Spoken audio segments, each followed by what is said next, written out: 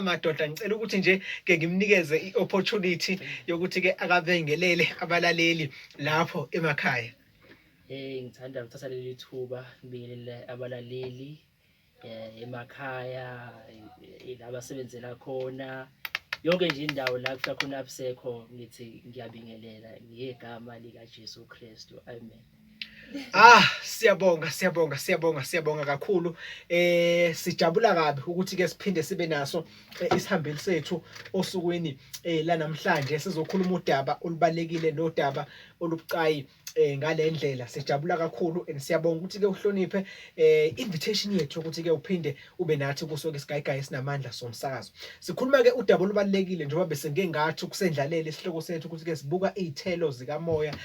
Siyabona ziyavela mangabe ufunda izwi lenkosi. Sifuna ke ukuthi ngaphambi kokuthi kodwa ke siqhubeke singene kwamanye ama expect athile sobe ke siwabuka ngase isihloko sanamhlanje. Qala nje ke sibuka ukuthi uma sikhuluma ngezithelo zikamoya sisuke sikhuluma ngani uma sikhuluma ngama fruit of the spirit.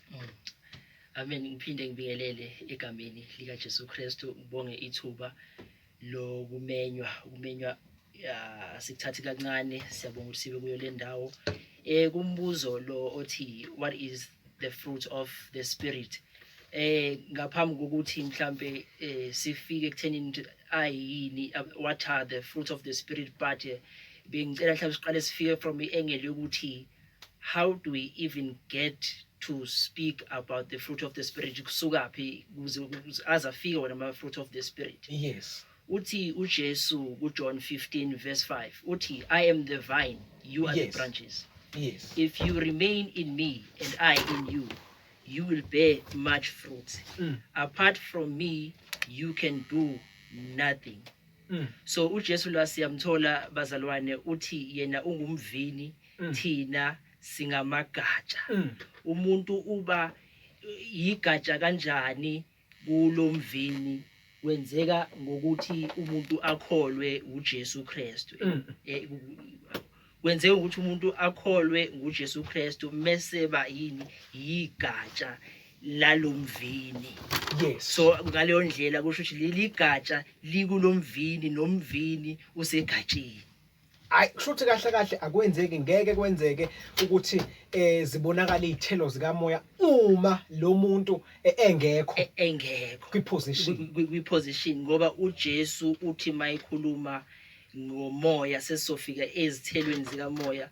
Uthi umoya oyingcwele mawufika uzofakazela yena uJesu Kristu. Angeke uze ukhulume okuyintando yawo kodwa uzokhuluma lokhu okuthola uJesu Kristu. Njengoba noJesu Kristu mayekhuluma nabafundi bakhe uthi akushoyo akuveli kuye kodwa kuvela kuBaba osezulwini. So nakanjalo ke lo moya esikhuluma ngawo ozothela izithelo ukuthi kusukaphi kusuke ekuthenini ufakaza ngoJesu Kristu. Ukuthi umuntu ukuze akwazi ukuthi athele izithelo kahle umuntu akatheli izithelo but umoya othela izithelo emntwini ngokuthi umuntu uyigatsha uhlezi kuJesu. So manje uGalatians 5 verse 22 iwona ke osuyichaza ke izithelo zikamoya ukuthi ziyini. Ngizofunda la uthi Galatians 5 verse 22 uthi but the fruit of the spirit is love, joy, peace, forbearance, kindness and goodness and faithfulness. Zibalule mfowethu bese uyichaza nangesizulu. Yes. So manje kusho ukuthi yini uthando, ukuthula, ukubekezela, ukuzithiba, ukuthembeka. Yabona so manje ukuthi lezi izithelo zithelwa umoya oyingcwele azithelwa umuntu. Azithelwa umuntu kodwa zithelwa umoya oyingcwele. Kanjani kubiza ukuthi umuntu afe? Kubiza ukuthi umuntu afe ukuze lo moya ukwazi ukusebenza empilweni yaleli gatsha.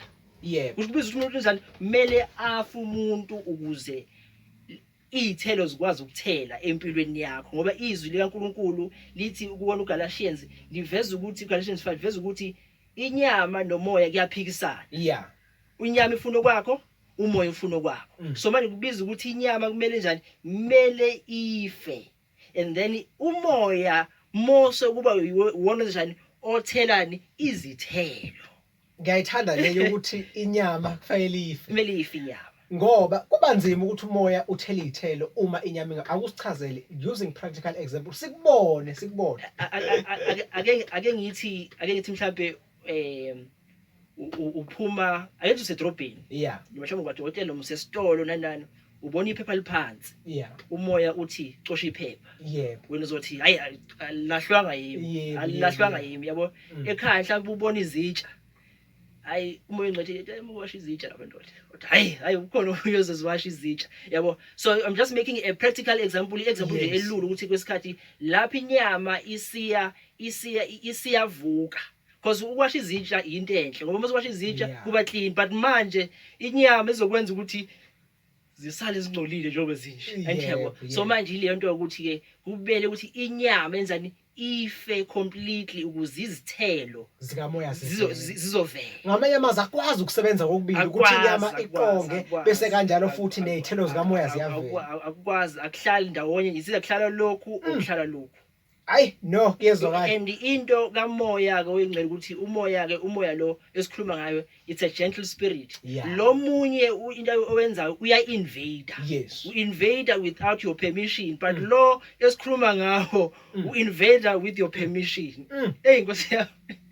U-invader with your permission ngokwamukela indodana. Mosiwamukela indodana kusho ukuthi uthi kahle mosiwanele indodana uJesu uthi kahle Holy Spirit, you lead, be the driver, and you bear the fruits in my life. Yeah. Hayi no kuyezwakala kakhulu. Mhlawumbe ke singafisa ukuthola la ukuthi ke ikuphi kubaluleka ngani ukuthi ke umuntu abe nazo izithelo zikamoya ukuthi ke zibe khona zibonakale ekuphileni kwakhe. Kubaluleke ngani? Amen. First of all,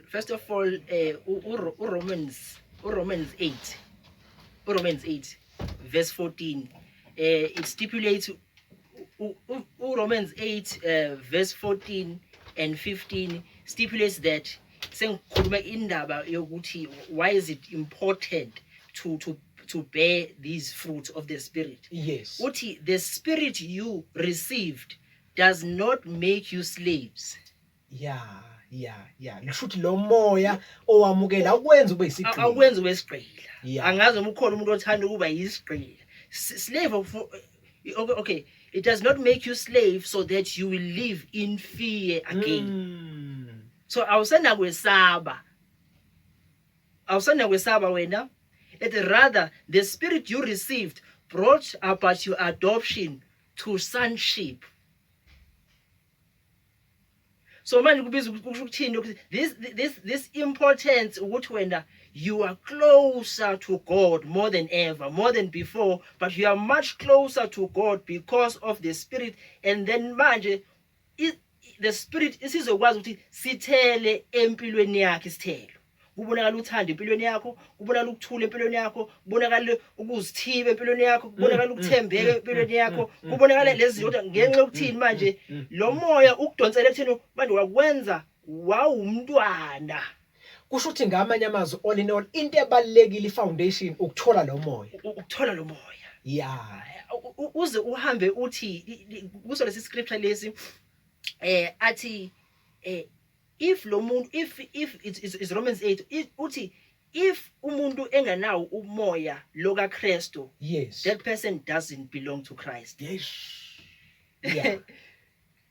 if umuntu enganawo lo moya kaKristu,